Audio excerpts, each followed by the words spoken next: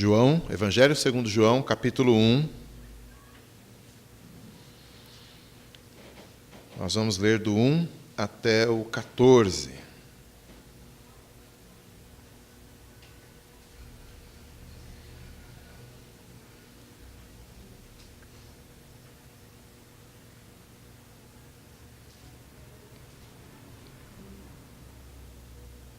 Todos acharam?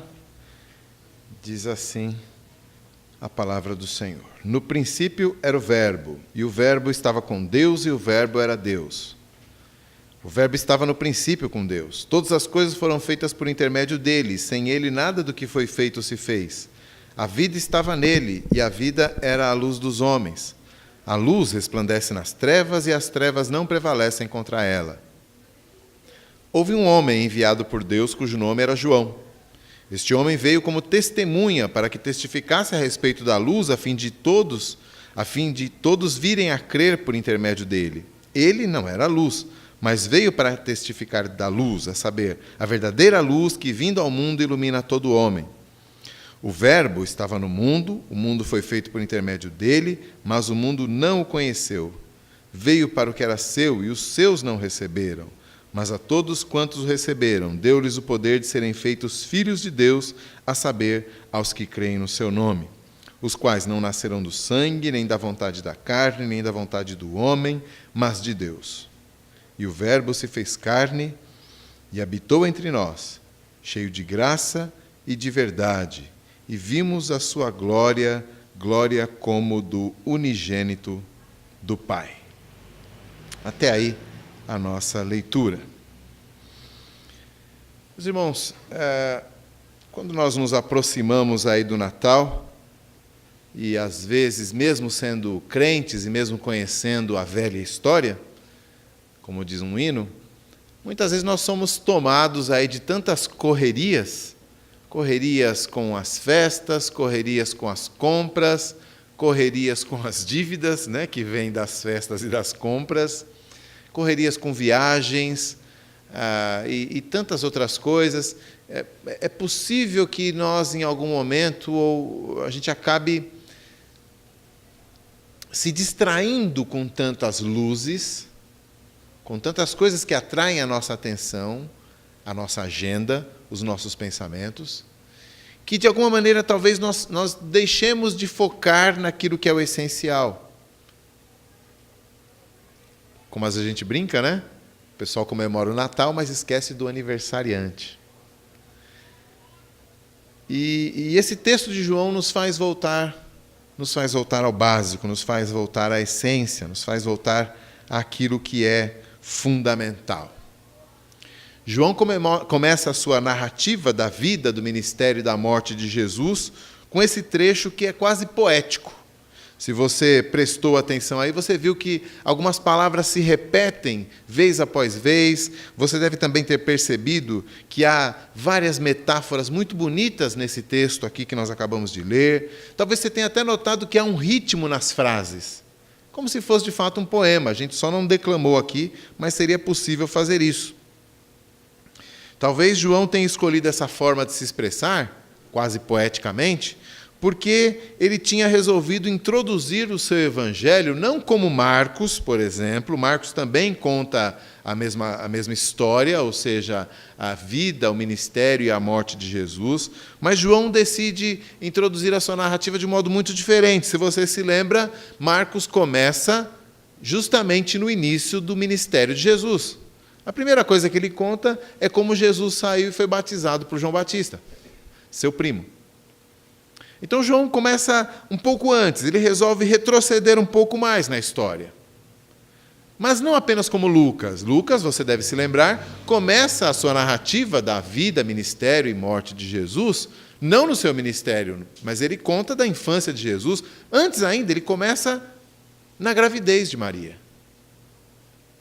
José e Maria nem estavam, de fato, morando juntos, não tinham consumado o seu casamento, o seu compromisso de casamento, e Lucas já começa a contar a história. Mas João começa um pouco antes.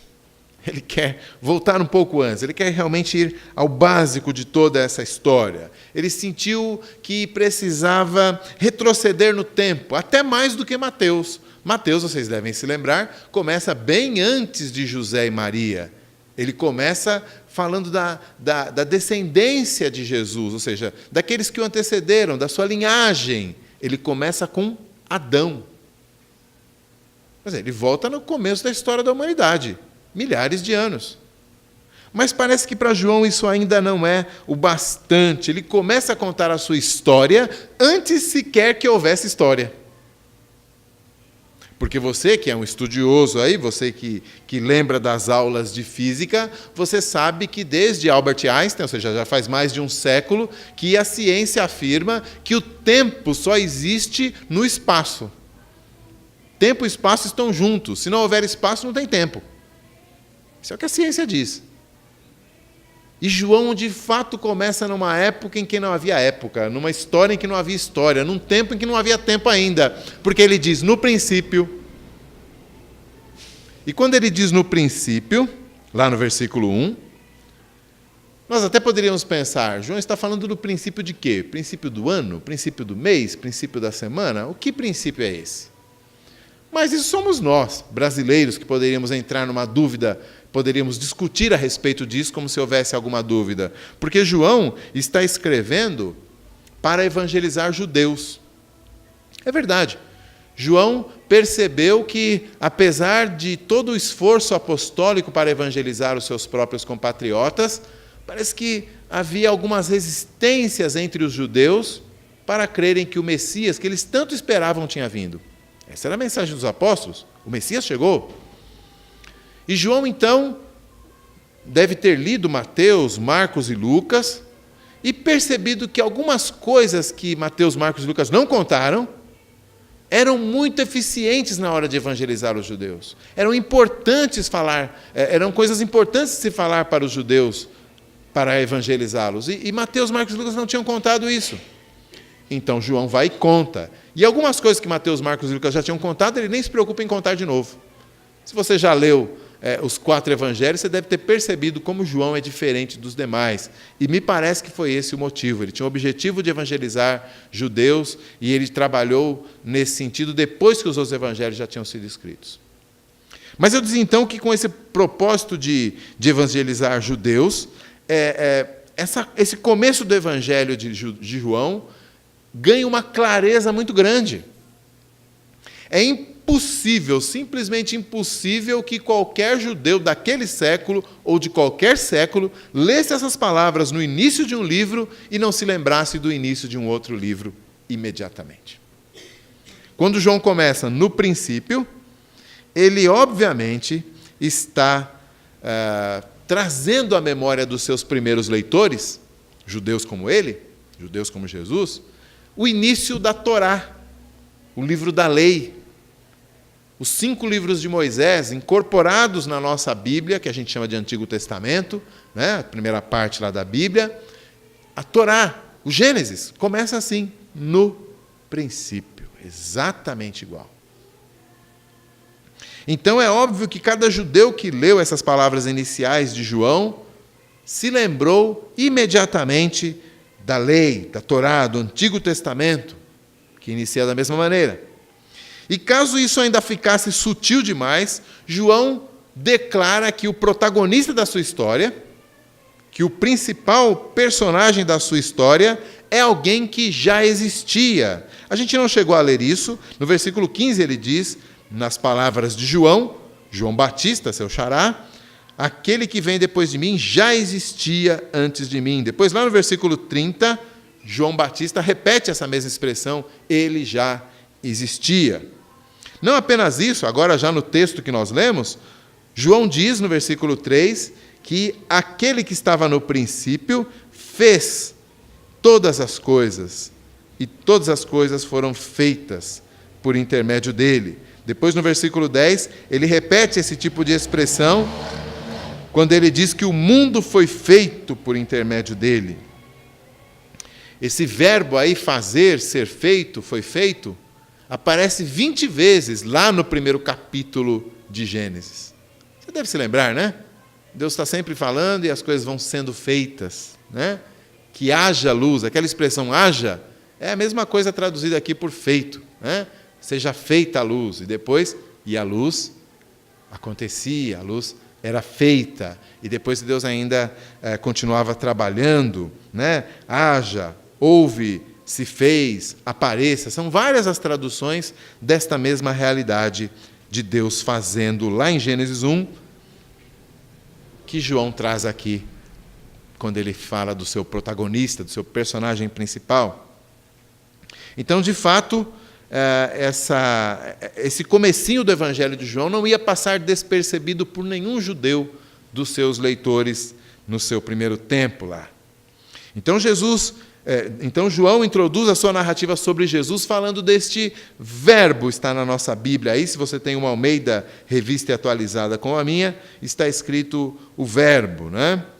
A Nova Versão Internacional traduz a palavra aqui por palavra.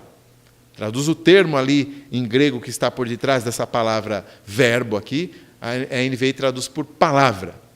Verbo, palavra. Uma palavra difícil de traduzir com o sentido que João quer dar aqui. Mas, basicamente, a palavra que está por detrás dessa expressão verbo, no grego é logos. E logos pode ser traduzido por ideia, razão, fala. Uma palavra difícil de traduzir. Mas, se nós pensarmos novamente que João está escrevendo para judeus, como ele de fato está, então nós talvez não fiquemos tão perdidos em tradução para essa palavra e percebamos que a Nova Versão Internacional traduziu muito bem. Porque a palavra é a expressão que o Antigo Testamento sempre usava para esse Deus que se manifesta desde Gênesis 1 falando. Deus fala e as coisas acontecem. Disse Deus, haja luz. O que aconteceu? A luz aconteceu. Como se não bastasse ainda que esse Deus criou através da sua palavra, através da sua fala, além dele dizer que haja luz, a luz acontece e ele ainda ordena aquilo que ele fez, chamando, ou seja, falando, chamando a luz de dia, e assim ele vai fazendo na sua criação. E como se não bastasse, ele ainda continua falando, dizendo, a luz é boa. Então é um Deus que fala o tempo todo na criação, e por sua palavra a criação é feita, ordenada e abençoada. Dificilmente eu posso pensar num judeu lendo sobre a palavra que estava com Deus sem se lembrar exatamente do Deus em que ele havia crido desde sua infância. Como diz o salmista do Salmo 33, ele diz assim, os céus por sua palavra foram feitas, e pelo sopro da sua boca o exército que povoa os céus. Pois Deus falou e tudo se fez. Ele ordenou e tudo passou a existir. Então o Deus da palavra, o Deus da Escritura, o Deus do Antigo Testamento, é esse Deus que todo judeu reconhecia, um Deus que fala e por sua palavra as coisas acontecem. Por sua palavra ele põe tudo em ordem, por sua palavra ele põe tudo a existir, por sua palavra ele abençoa. Uma outra conexão evidente está nos profetas. Muitos dos profetas, por exemplo, Jeremias, Isaías e Ezequiel, quando vão falar da revelação que Deus faz a eles, eles dizem exatamente isso. Veio a mim a palavra do Senhor e disse, como se a palavra do Senhor tivesse dito. Quer dizer, quando Deus se revela na criação, quando Deus se revela para o seu povo, é sempre por meio da palavra. Mas nós percebemos que no nosso texto é diferente daqueles textos do Antigo Testamento. Porque quando nós lemos, é claro que João está falando da palavra de um modo mais personificado. Em outras palavras, ele está falando como se essa palavra fosse mais do que uma manifestação, uma revelação de Deus.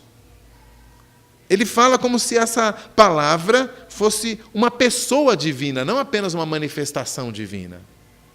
Volte ao texto, veja lá. A palavra estava com Deus. Isto é, estava junto de Deus, em comunhão com Deus. E aí ele diz que além dessa comunhão, essa palavra tem identidade com a divindade. Ele diz: a palavra estava com Deus e a palavra era Deus. Ele ainda repete, talvez frisando, ou quem sabe floreando, já que ele está querendo quase escrever um poema, no versículo seguinte, caso não tenha ficado claro, a palavra estava no princípio com Deus. Se não percebeu ainda, ele repete no versículo 2. E o que é que fazia essa palavra junto com Deus? Essa palavra divina que estava junto com Deus. Versículo 3, ele diz: essa palavra criava. Esta palavra que estava no princípio com Deus, criando. Versículo 3, ele diz que qualquer coisa que alguma vez foi criada por essa palavra. E sem exceção nenhuma, ele diz, nada do que foi feito se fez sem ela, sem essa palavra. Então, se nós continuarmos nos concentrando em pensar como aqueles judeus para quem João está escrevendo, esse texto ele perde todo o seu mistério, ele perde todas as suas dúvidas. A gente lê com clareza. João está dizendo com clareza, ele está falando que o próprio Deus, o Deus que os judeus criam, o Deus criador dos céus e da terra, o Deus que estava no princípio criando, esse Deus, é dele que João está falando. Aliás, os judeus jamais aceitariam que João estivesse falando de um outro Deus, de uma segunda divindade, de uma subdivindade. Os judeus são estritamente monoteístas, eles entendem que há apenas um Deus, o Criador de todas as coisas. Quando João diz que a palavra estava criando, não é possível entender qualquer outra coisa. A palavra é Deus, a palavra estava com Deus. João está sendo muito claro para os seus leitores. Ele está falando de Deus. Ele está falando de Deus. Essa metáfora da palavra, João vai retomar lá mais adiante, mas durante alguns momentos ele muda a sua metáfora de palavra para uma nova metáfora, vida e luz. Versículo 4. Mas ele não muda o protagonista da história. Ele está contando a mesma história, ele está falando da mesma pessoa, dessa pessoa divina. Porque ele diz que é na palavra divina, que lá no início estava com Deus criando todas as coisas, nesta palavra divina a vida está. Versículo 4, a vida estava nela, na palavra. E então, o que ele está dizendo é que desta palavra emana, essa palavra é a fonte da vida, desta vida que permeia toda a criação. A palavra cria, a palavra dá vida àquilo que ela criou. É essa palavra divina de vida que se manifesta como luz. A segunda metáfora que ele usa nessa parte. E é claro que ele não está falando apenas daquela luz, daquele fenômeno físico que os cientistas estudam, aquele que foi o primeiro ato de ordenação da criação de Deus, que haja luz no primeiro dia.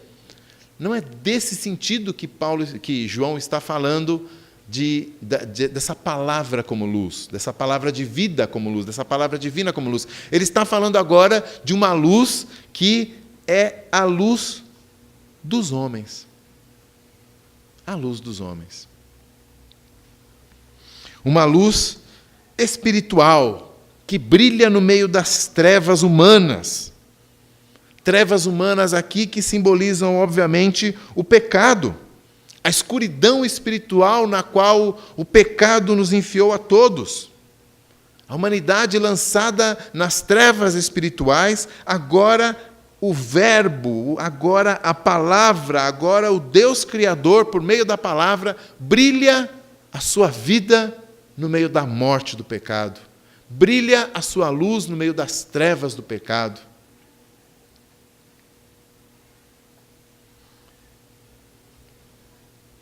Agora, como é que, no versículo 14 agora, João retoma a figura do Verbo e diz assim: o Verbo se fez carne o Verbo se fez carne. Se você me acompanhou até aqui e tentou pensar como um judeu da época, para quem João está escrevendo inicialmente, você chega no versículo 10 sem nenhuma dúvida a respeito de quem é essa palavra, esse verbo. É a pessoa de Deus, é divino, é o Criador, é o próprio Deus. Mas agora João fala algo que a gente jamais poderia esperar. Ele diz que esse Criador, que essa palavra, que essa vida, que essa luz se fez carne. Como assim? Como é possível? Será que um fenômeno tão maravilhoso e espetacular desse passou despercebido e ninguém soube? João diz que não. Antes aqui do versículo 14, com que nós fechamos a nossa leitura, ele gasta ali do versículo 6 até o 9 para dizer que isso não ficou escondido em algum canto do universo. Deus não apareceu, o Criador, a palavra, não se encarnou numa caverna e ficou lá. Não. Isso foi público e de fato, alguém não apenas ficou sabendo, mas anunciou. João Batista, xará de João o apóstolo, primo de Jesus. Ele foi o mensageiro de Deus para contar com antecedência a todos aquilo que Deus estava fazendo. Deus estava habitando no meio dos homens. A luz estava no meio dos pecadores. A vida estava vencendo a morte. Então, se podia haver algum mal entendimento até aqui, agora já não há mais. João Batista foi o profeta a quem Deus revelou que o seu filho viria até ele para ser batizado. João Batista anunciou, ele viu o Espírito Santo como pomba descendo sobre Jesus, ele ouviu a voz dos céus, o próprio Pai Celestial, dizendo: este é o meu Filho amado em quem eu me comprazo, em quem eu tenho prazer. Ele anunciou para todos claramente, objetivamente, publicamente: esse é o Cordeiro que tira o pecado do mundo, o Cordeiro de Deus. Eu não sou digno de desamarrar as sandálias dos pés dele. Então João Batista anunciou que Jesus Cristo era o Cordeiro de Deus que se sacrifica e tira o pecado do mundo. João nos dá essa notícia maravilhosa, deslumbrante, de que Deus, o Criador dos céus e da terra, o Deus eterno, resolveu se inserir num pontinho da história. Ele nos dá essa maravilha de notícia de que o Criador de todo o cosmos resolveu habitar num cantinho deste mundo, nas terras áridas do Oriente Médio. Ele nos fala que o Todo-Poderoso decidiu se tornar um mísero ser humano.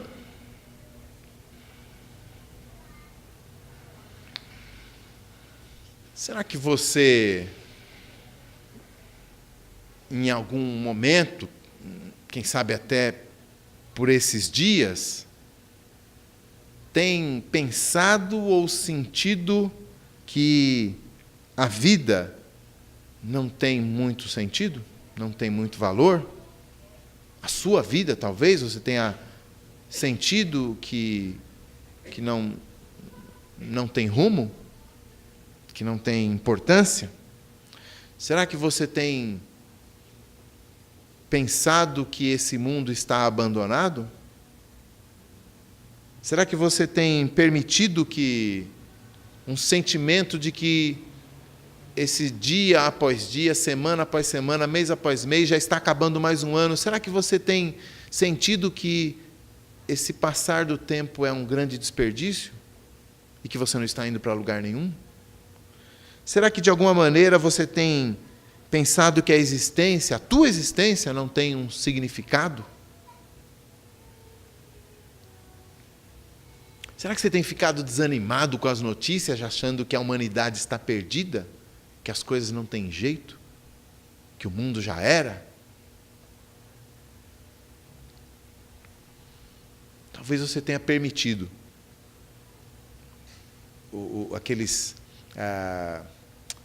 aqueles serviços de atendimento, como o CVV, né? Centro de Valorização da Vida, que atendem ligações, muitas vezes de gente desesperada, à beira de um suicídio. Esses serviços redobram, quase triplicam nessas épocas de festas. As pessoas, muitas vezes, estão com um anseio profundo de se relacionar com outras pessoas e elas estão sozinhas. Outras estão rodeadas de pessoas, mas anseiam por uma alegria que não seja movida apenas a uma batida, uma cerveja e um vinho. Outras, especialmente nessa época, sentem o coração ainda mais vazio de Deus. Entretanto, João começa o seu evangelho nos contando que nesse mísero planetinha, o Verbo, a palavra, a vida, a luz desceu. O Criador de tudo decidiu habitar entre homens e mulheres e crianças limitados, pecadores, defeituosos, enfermos, como nós. João está nos contando a notícia mais maravilhosa do universo. Esse mundo não está abandonado pelo seu Criador, pelo contrário, ele desceu aqui. Ele veio para cuidar pessoalmente da sua criação. João está nos dizendo que a informação mais importante que nós precisamos para as nossas vidas é que as nossas vidas são valiosas, sim, porque aquele que é a vida desceu aqui na terra. João está nos contando que por maiores que sejam as trevas em que nós podemos passear, em que nós podemos até mesmo mergulhar, às vezes, em certos momentos da nossa vida, a luz brilhou no meio das trevas. A luz desceu para viver entre os homens. A vida venceu a morte. João está começando o seu evangelho falando a coisa mais importante que você não pode se esquecer nesse Natal, que você não pode se esquecer neste mês, neste ano e em nenhum ano que vem, em nenhum dia daqueles que Deus vai permitir que você viva. Esse é o centro. Você não pode esquecer disso.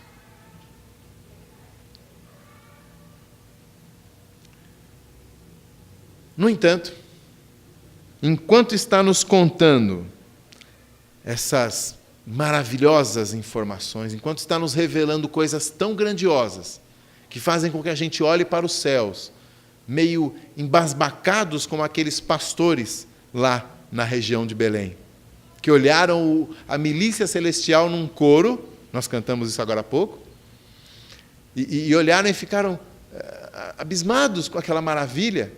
E nós, com essa notícia de João, podemos também olhar para os céus, ou olhar para o texto, ou olhar para a nossa vida, ou fechar os olhos e ficar igualmente maravilhados. No entanto, João nos dá alguns senões, algumas objeções, algumas coisas não funcionaram tão bem assim.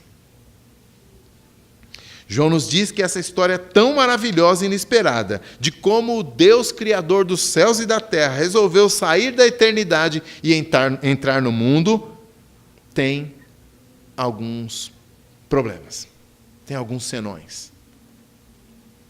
João fez algo maravilhoso conosco, ele como que levantou a cortina e nos permitiu olhar lá na eternidade, lá no princípio, quando a palavra era apenas luz e vida, e nos contou essa maravilha, a palavra que é luz e vida desceu até a terra. Mas depois de fazer isso, nos deixando espiar o que aconteceu lá na eternidade de Deus, João agora desce ao chão, ao mundo dos homens, ao nosso mundo, onde a luz brilhou, mas não foi bem recebida. Onde a vida desceu, mas não foi desejada. João diz que Versículo 9. A verdadeira luz que vinda ao mundo iluminou todo homem. O Verbo estava no mundo. O mundo foi feito por intermédio dele. Mas o mundo não o conheceu. Se até aqui estávamos espantados com a revelação de que o Criador, a luz, a vida, desceu até a terra, agora talvez tenhamos que ficar mais espantados ainda. Porque os homens que estavam nas trevas, os homens que estavam na morte, foram criados pelo Criador, mas quando o Criador desce como vida e luz, de alguma maneira os homens preferem continuar na morte e nas trevas. Como é possível isso? Isso entra na sua cabeça?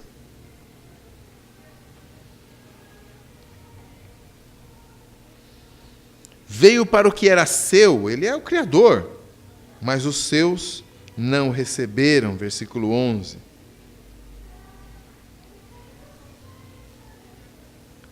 Como é possível que um evento tão grandioso não simplesmente passe despercebido?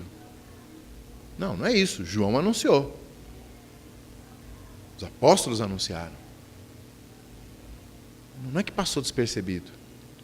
Esse evento foi negado, foi rejeitado. E tem sido assim até hoje. Tem sido assim até hoje. Como é que isso pode acontecer? Em primeiro lugar, esse anúncio é feito de maneira humilde. João Batista é aquele pregador que usava não um belo terno, uma roupa cara, mas pelo de animais. Comia mel silvestre, não tinha luxo nenhum, andava pelos desertos, nos rios. Não deram crédito a ele. Essa palavra que veio na forma de uma criança. Pior que isso, veio numa criança pobre. Veio numa criança deitada numa manjedoura. É bem verdade que muitos viram a criança numa manjedoura e creram. Os pastores mesmo foram assim. Mas os homens queriam alguma coisa mais visível, alguma coisa mais pomposa, alguma coisa mais poderosa. Mas, na verdade, era só desculpa, porque mesmo quando aquela criança cresceu e fazia milagres maravilhosos, os homens continuaram não crendo. E quando Jesus envia seus apóstolos, eles pregam, e eles pregam também de maneira humilde. Os homens olham e falam assim, não são esses aqueles da região da Galileia, aqueles galileus, aqueles pescadores, aqueles iletrados? E mesmo depois, quando a igreja se espalha pelo mundo inteiro, talvez hoje mesmo você converse com algumas pessoas a respeito dessa notícia tão maravilhosa, as pessoas não achem maravilhosa. Talvez hoje mesmo alguém esteja ouvindo essa história e dizendo assim, mas e daí que a palavra se fez carne? Será que se fez mesmo? O que isso tem a ver comigo? Então, mais espantoso do que a primeira parte, o verbo se fez carne, é a segunda parte. Ele veio para os seus e os seus não o receberam.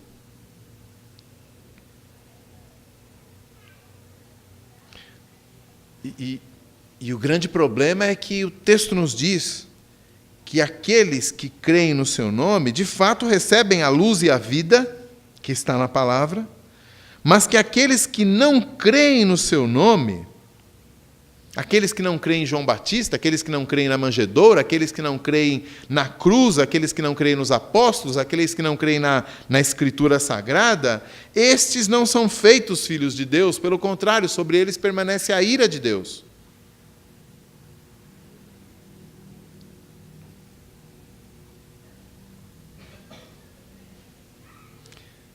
Ele deu o poder de serem feitos filhos de Deus, a saber, aos que creem no seu nome. Aos que creem no seu nome. Então, a gente, diante de uma notícia tão maravilhosa, a gente, ao mesmo tempo, deve ficar atento e preocupado e com toda...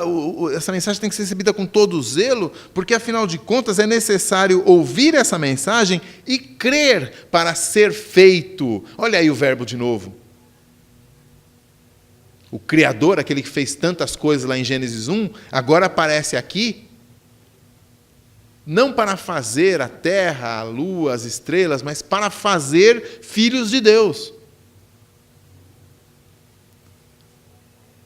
E assim como ele fez as plantas e os animais, e o ser humano, e as estrelas, e o sol, e tudo, com sua palavra lá no começo, agora ele faz filhos de Deus com a sua palavra ainda.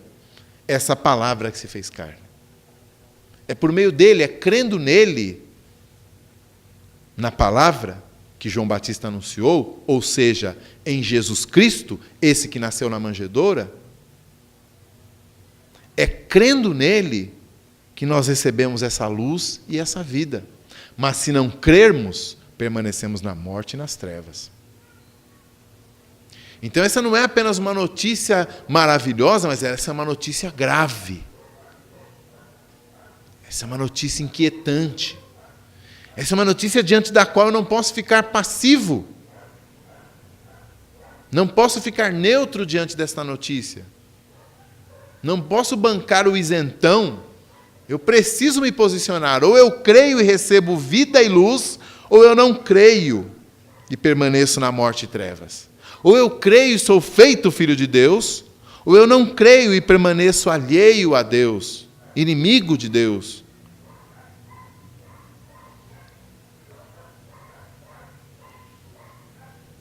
Então, o grande perigo é que nós nos distraiamos com tantas luzes de Natal. A gente vai passear lá na Paulista, nem sei se esse ano está iluminada. A gente vai passear lá na árvore do Ibirapuera, com certeza está iluminada. A gente passa pelas lojas no centro comercial, e estão cheios de luzes. E talvez a gente compre algumas luzes e ponha na nossa própria janela, ou na nossa própria árvore, mas, de alguma maneira, isso será tudo um grande desperdício de luz, se a luz, a verdadeira luz que vindo ao homem ilumina todo o homem, das suas trevas espirituais, se essa luz não estiver no centro deste Natal. Se não for a fé, a confiança, a crer nesta luz, em Jesus Cristo, o Filho de Deus, que veio ao mundo como a palavra que se fez carne. Se não houver esta fé no nosso coração, então não há nada que vale a pena ser chamado de Natal. Então nós não podemos nos distrair com as luzes que brilham, se nós não tivermos a luz, a verdadeira luz brilhando em nosso coração.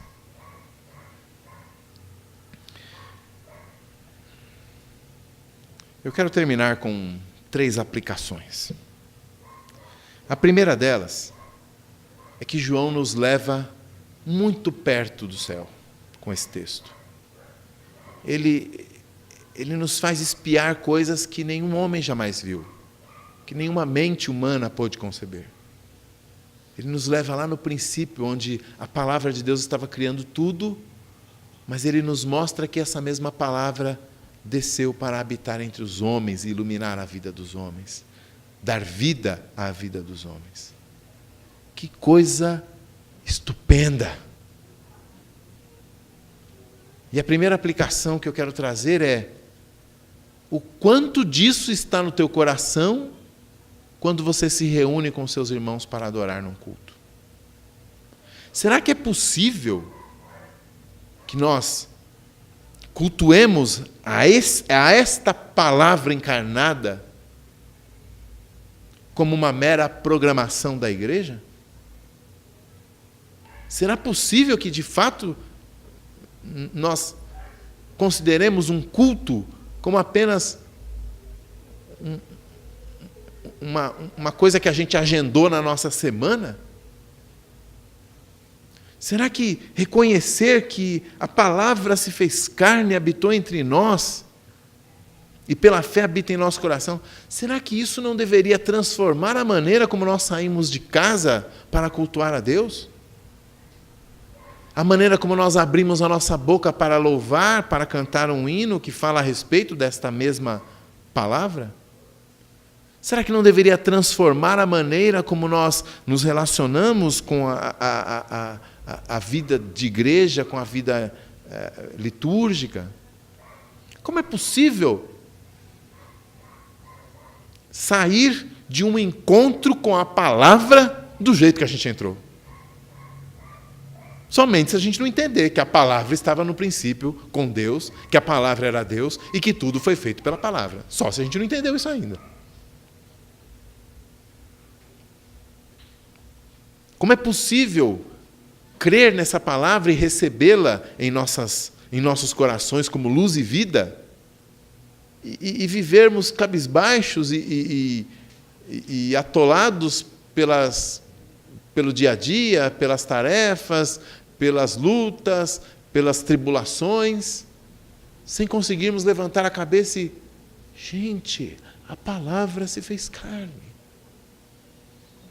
Como é possível que nós vivamos as nossas vidas sem um brilho no olhar, se a luz entrou em nossa vida? Então a primeira aplicação é, meus irmãos, vamos adorar em espírito e em verdade. Vamos reconhecer que o encontro com a palavra encarnada, que é Jesus, é algo que muda a nossa vida, que direciona a nossa história, que transforma o nosso ser, que muda a nossa expectativa, que enche o nosso coração de alegria, que tira o nosso luto e põe a gente numa festa. A palavra que estava no começo, que fez tudo, se encontra conosco e habita em nós. Como é possível viver uma vida medíocre com isso?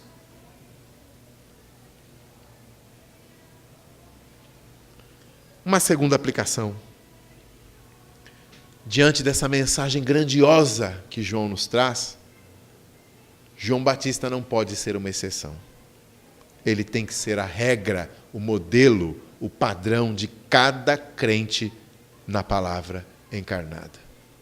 Em outras palavras, nós não podemos permitir que essas maravilhosas revelações de Deus, que esse maravilhoso agir de Deus fique escondidinho conosco, sem anunciar no alto dos morros, nos altos dos postes, nas festas de Natal, na ceia de Ano Novo, na vizinhança, no trabalho, na rua, no caixa do mercado. Enquanto vamos comprar leite ou pão, enquanto vamos ou voltamos, no ônibus, no ponto de ônibus. Não podemos deixar de anunciar das coisas que estamos vendo e ouvindo. Gente, o Criador está entre nós. Como é que eu vou encontrar pessoas com vidas miseráveis e não vou anunciar isso? Como é que eu vou encontrar pessoas que vivem nas trevas e não explicar para ela que a luz chegou? Como é que eu vou encontrar pessoas que estão mortas em seus delitos e pecados e não informar a elas que agora a vida chegou? Diante desse texto, precisamos ser todos João Batistas. Todos precisamos anunciar. Todos precisamos falar. E uma terceira aplicação. É para você que, na verdade, talvez esteja aqui há pouco tempo, há muito tempo, a primeira vez está vindo, não importa. Mas é para você que ainda não recebeu a luz e a vida que veio ao mundo. Você que conhece um pouco ou bastante desta história, mas ainda não conhece o protagonista da história. Ainda não se encontrou com o personagem central dessa história. Você que ainda não recebeu a vida e ainda está nas trevas. Você que ainda não creu e ainda não é chamado de filho de Deus. Você que ainda não pertence à família de Deus, porque o Filho de Deus ainda não entrou na sua vida. Essa última aplicação é para você. Porque a palavra mais poderosa, mais plena de vida e luz, desceu a esse mundo para entrar no seu coração e expulsar de lá toda a morte e toda a treva que o pecado colocou lá. E você precisa se arrepender dos seus pecados e crer nesta palavra. Porque todos os que creem nesse Jesus são feitos filhos de Deus. Ele é o único Filho de Deus de verdade. Mas a todos que creem nele, ele deu o poder de serem adotados na família de Deus e serem também filhos de Deus. Então, se você está nessa situação, hoje é o dia para crer. Creia em Jesus Cristo, o Filho de Deus. Creia na palavra encarnada. Creia na luz que vem ao mundo e ilumina todo homem e que pode iluminar você também. Creia na vida que veio ao mundo. Reconheça que você está morto no seu pecado, mas creia, confesse essa vida que está em Jesus e ela entrará no seu coração e dará vida a você. Que Deus nos abençoe e que o nosso Natal seja um Natal de vida e luz. A vida de Deus em nossas vidas, a luz de Deus no meio das nossas trevas, nos iluminando e nos levando cada vez mais para a luz do Senhor. Amém.